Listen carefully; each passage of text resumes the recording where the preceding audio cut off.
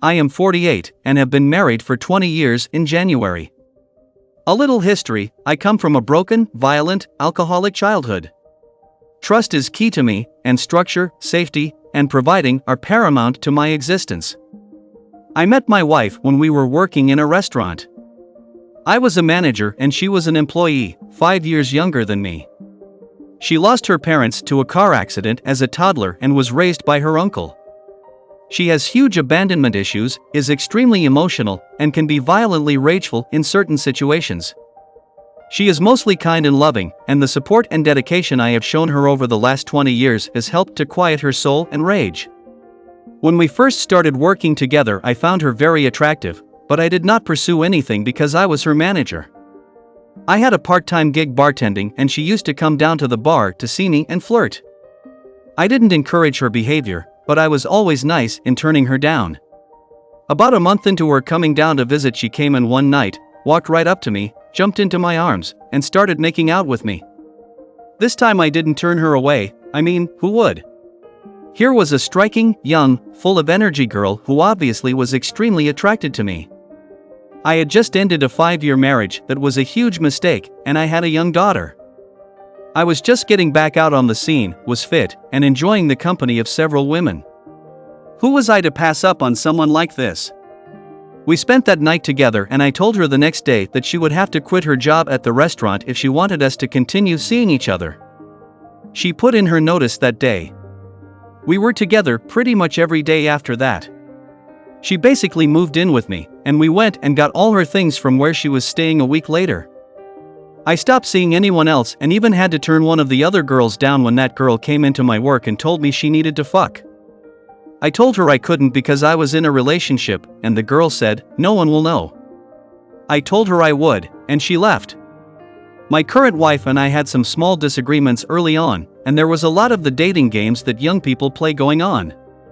I felt I was too old for all of that bullshit, and one night, after she had decided to stay out with her friends instead of coming home with me, I went to our apartment, packed all of her shit, and placed it all on the doorstep. I sat on the couch and waited for her to come home. I saw the headlights from her friend's car as they dropped her off, and I watched through the peephole as she walked up to the doorstep. She stood there, frozen, looking at all of her suitcases standing before her. I opened the door, saw the tears streaming down her face, and said the following: "I am too old for these games. I am here, right now, in front of you, and you need to make a choice. You have to love my daughter, and take care of me, and I will always take care of you. If you can do that, then grab your things and come inside." She came in, and we have been together ever since. During the first few years of our marriage, I was clearly not ready to be the man I am today. I racked up 2 DUIs and I cheated on her 4 or 5 times. She never knew about the infidelities, and after the last DUI she told me, "I love you more than anything, but I can't do this. If you ever get another DUI, I will have to leave you." That was the end of all the drinking and extramarital stuff for me. I was 100% dedicated after that. I spent the next 20 years building my career. I took jobs all throughout the state, and we had to move an hour and a half away from our hometown for a job. My wife just couldn't do it. We had a baby by then, and she felt too isolated, so I moved her back to town and started commuting to work for 7 years. It was rough, but I did it to provide for my family, and so I got through it. Eventually a spot came open in our hometown with my company and I took it. Later, I was grabbed up by a private owner to run his businesses, and finally another private group brought me on and gave me an ownership slice to run their units. After 15 years together, I had reached the pinnacle in my business life, my family was doing well, and I was making more money than I ever had. My wife wanted to go back to school to further her education, and I was at work so much that I thought it was fine. Work became pretty toxic at work, and that environment began to grind me down. I began to close off and internalize, and my relationship with my wife really suffered. We're rarely intimate, only having sex a few times a year, and she has an overactive libido. I was depressed and unapproachable, and really I was just dying inside. My wife started asking to go hang out with some of our friends while I was at work. I didn't like it, but at that point I was dead inside and just said okay to whatever she wanted to do. It was easier for her to be gone than to face her disappointment with me when I got home from a soul-crushing work environment. Her outings became more and more frequent, but I was okay with it because she was spending time with people I had been friends with for 20 years. I completely trusted everyone in the circle that she was hanging out with. I know, I'm an idiot. About a year ago, I started to realize that this work environment was not going to work for me anymore. I was constantly at odds with the partners, and we were not even on speaking terms anymore. I started to look back at my life, and what I saw was that I had shut out everything that I had ever valued about myself. I had turned myself into a soulless ATM to provide comfort and stability for my family. I was barren of emotion. Don't get me wrong, there were great times as a family during those 2 decades, but as a person I was empty. I decided that after my wife completed her education I was going to look for another way to make money, and I was going to try and recapture some of myself. It was during this exact time when my wife decided she would try a new life on for herself. One of the guys in the group, someone I had been friends with for 20 years, decided to hold her hand on one of those group outings, and that started a year-long emotional affair. During that time I could feel some discomfort in the back of my head when she went out with our friends, but I was so dead inside that I just ignored it. I didn't want to face any more pain or discomfort at the time. We went on through the beginning of this year, and I noticed that my wife was becoming more aloof and distant, but I was still in no place to address her behavior emotionally. Then COVID hit. We were sequestered in lockdown for months, and she later told me that she felt this would be the time that she and I could reconnect and revitalize our marriage. Unfortunately, I was still in the process of shedding that work life and I was unable to bridge the gap initially. We started lockdown in April, and by June she had decided that she was going to leave me when she completed her program. Of course, I had no idea. During quarantine I didn't have work, so there were more opportunities for me to start seeing my friends again. My wife and I were invited to a wedding that one of the guys in the group was having, and it was the first time in over a year that I was going to be able to see them all. I was super excited, and I had a great time, but my wife's AP was forced to face what he was doing when I showed up. He started to cut off their interaction, and after a second gathering during the same month, he basically cut it all the way off. So now my wife of 19 years is facing multiple decisions. Her program was almost complete, her marriage to me was over, and the relationship she hoped to carry on after she left me was finished as well. She still didn't have the courage to tell me she was leaving because she needed my support to get past the finish line, but she had to start planting seeds for how her new life would develop. 3 weeks before she was to take her boards and get her license, she brought up the idea of taking a job at the coast 2 hours away. She said it was because there were no jobs in town, she would make a lot of money at the coast, and she could start working right away. She then said she had an interview the next day. I, of course, did not agree, and it was during that discussion/argument that I felt we were no longer having a conversation about my wife working at the coast, but that we were discussing her leaving me. I confronted her about what she was really talking about, but she wasn't ready to pull the trigger. I told her that I loved her more than anything, but that I wouldn't beg her to stay. I told her that she wasn't responsible for me, and she didn't need to feel guilty because I had taken care of them for the last 20 years. I just want to know what you are going to do so I can start putting my life back together. It took me a minute to get my wits about me, and then the investigation began. I got into her computer and found archived drafts of letters she had written AP over the last year. I scoured all of the avenues in her computer and discovered she had stopped syncing all of her devices the previous year. I started piecing things together, and then I found AP's name. At first, I was shocked, but a second later I thought, of course it was him. I set up counseling for us, but it had to be through Zoom because of COVID. I had sent everything I found and how I felt to our counselor. We had seen her, off and on, for about 15 years, and she is really the reason my wife and I had lasted as long as we did. On the day of my wife's appointment, I was out driving around, having a mental breakdown. I was driving through the foothills outside of town screaming and howling at the top of my lungs. I felt guilty about pushing her away, and I was taking responsibility for the end of our marriage. I felt like it was me who had violated her, and I wanted to die. I wanted to point my truck at a brick wall and drive into it at 100 miles per hour. Just as I was calming down and heading back home, my wife called me. I didn't answer because I couldn't talk. Well, during their session our counselor used AP's name and my wife freaked out. My wife hadn't told anyone about the affair and she couldn't figure out how our counselor knew. She went and opened my iPad and found the evidence I had scraped from her computer. My wife was frantically calling me to see where I was because, get this, she was afraid for AP. My wife asks if I have confronted AP and I say no. She is horrified at the prospect of me contacting him saying it wasn't his fault and he doesn't deserve this.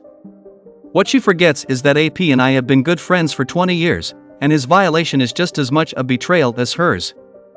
This conversation follows the arch that many of the following ones where we settle, we talk, and then we resolve to continue trying with each other. We start going to counseling separately, and our therapist lets it be known that my wife will have a long road getting over this love that she had for AP. As I was not emotionally available for my wife for so many years, the therapist says that the affair, though only an emotional one, was strong and will be difficult for my wife to let go of for some time. It is gutting to hear this, but I know that I contributed to putting my wife in this mindset. It didn't matter that I had worked my ass off for 20 years, slept in cars and bathed in mop sinks to provide for my family.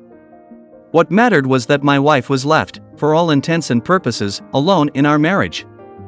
I felt tremendous guilt for that. As we progressed in counseling, I obviously struggled with trust.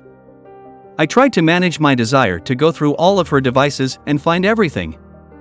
I wanted to know if they were still communicating, and I didn't believe that they had not been physical.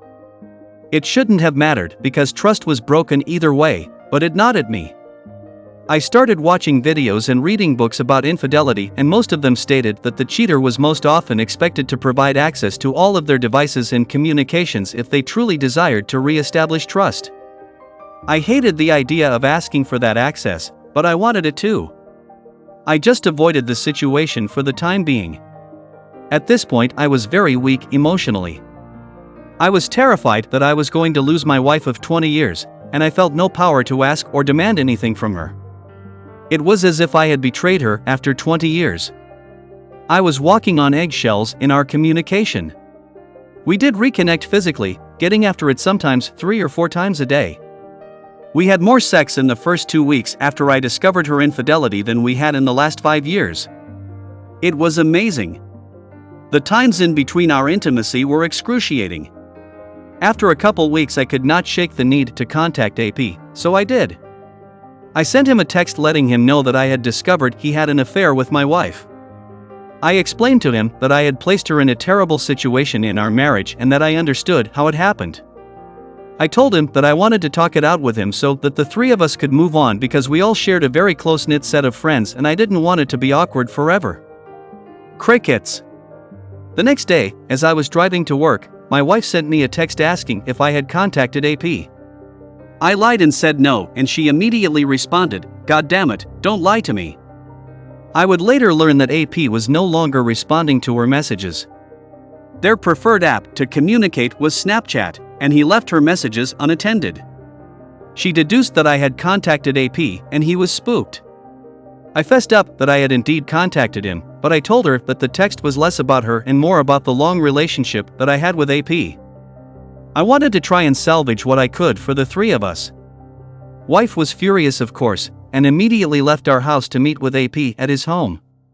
I was an hour away for work and immediately set off for home. Wife was at AP's house for under 5 minutes before heading home. I called her, but she responded that she needed a minute.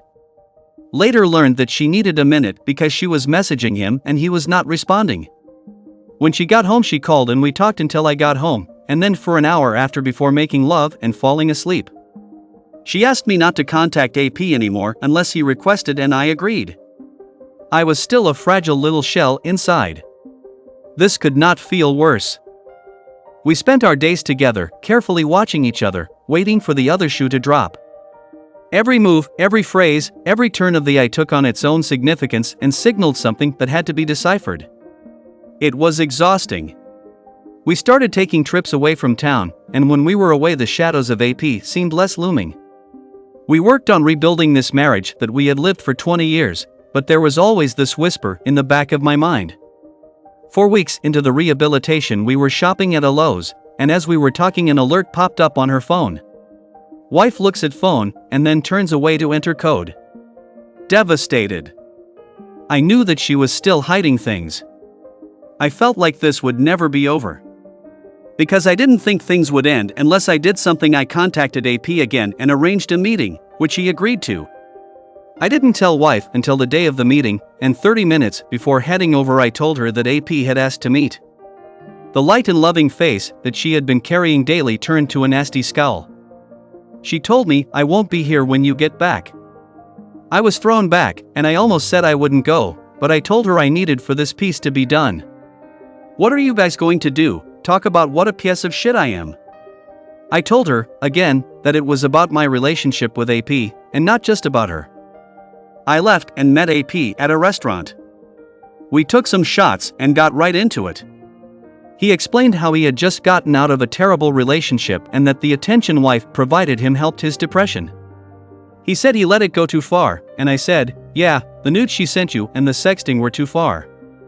His gaze fell to the floor and he acknowledged it was wrong. We talked for about an hour, and then I headed home. Wife wasn't there when I got home. She was driving around town, probably blowing off some steam, and I was drunk, so I went to bed. She got home around 1 a.m. She had stopped by a couple's house that we were friends with and had gotten a call for a ride for our daughter. She woke me up when she got home and asked what was said during my meeting with AP. I told her, again, that it had not been about her, but that we were talking about how it happened, and how we should proceed together. We talked for a while, made love again, and went to sleep. At this point, the ping-pong effect of being blissfully physical and emotionally betrayed was wearing on me. During one of my sessions, the therapist had emphasized that there should be no communication between AP and wife. Therapist explained that wife would never get past the affair with continued contact. I agreed. Therapist also said that wife should allow access to all devices to reassure me and that she should be trying to build trust instead of me doing all of the heavy lifting. When I mentioned it to my wife, she said, "I will give you the code if you want it." That was not the response I wanted from her. I wanted her to just turn her phone over to me and tell me the code. She was bluffing, and I knew it, but I didn't call. Still so weak. During the next therapy session, my counselor told me that I was being a doormat, and that I needed to set some firm parameters. She told me that at this point I was prostituting myself for emotional love from my wife, and if I didn't stop we would never make it long term. She told me that wife should block AP on all social media and give me full access. I told her I would bring it up with wife. Wife and I headed out of town for her job at the coast, and as we were discussing where to eat, I told her to find somewhere quiet so we could talk. I had been riding my bike over with her, and we would stay at a hotel for a couple of nights together before I headed back home for work on Wednesday. This was the third week we had done it, and I wanted to get the boundaries established before I headed home. We had discussed her blocking AP the day before, and she had agreed. I was going to let her know I wanted access to all of her stuff at dinner and make sure that she had deleted/blocked him on all her social media. I meekishly brought up the conversation I had with the therapist and laid out the list of boundaries. I was so afraid to ruin the good times that we were sharing that I had a hard time bringing this stuff up, and I never did when we were arguing because I didn't want to become rageful, say something terrible, and ruin everything. I was a mess. Wife was apprehensive about the code to her phone, but ultimately gave it to me. She also agreed to the boundaries, and I felt like we had made real progress. Then I asked her, "Did you delete AP from Snapchat?" She responded, "I unfriended him." I told her that wasn't the same thing, and she said, "I did whatever it is so he doesn't appear on the app." I should have asked to see her phone, but I knew she was lying, and I didn't want to fuck up the whole night. We finished dinner and headed back to the hotel. I resolved in my mind what I was going to do that night.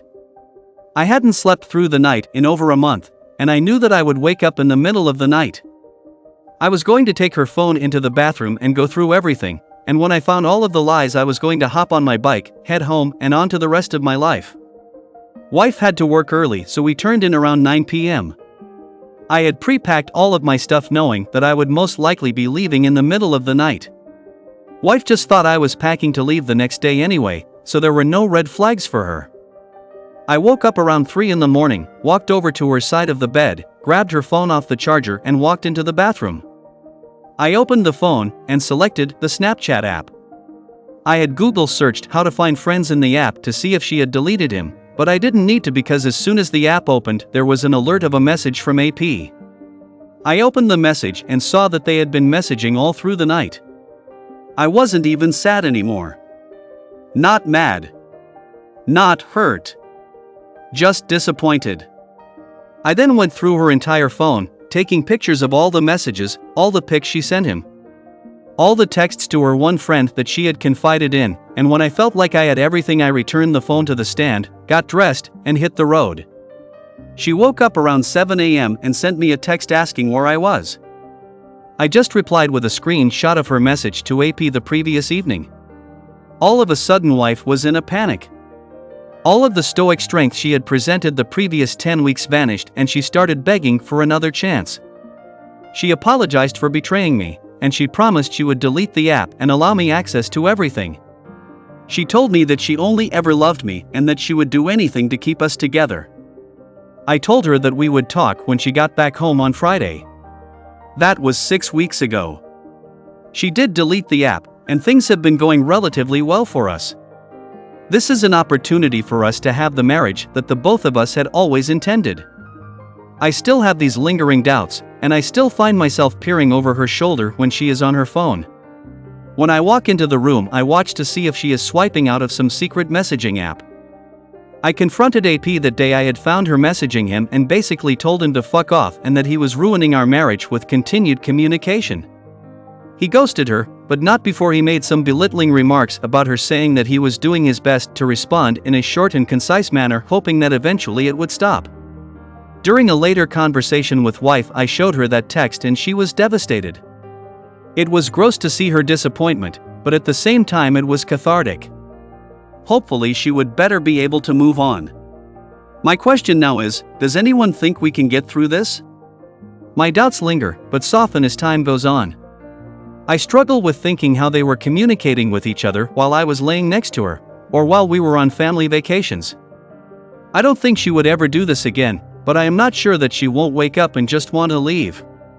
I don't know that I might not do the same.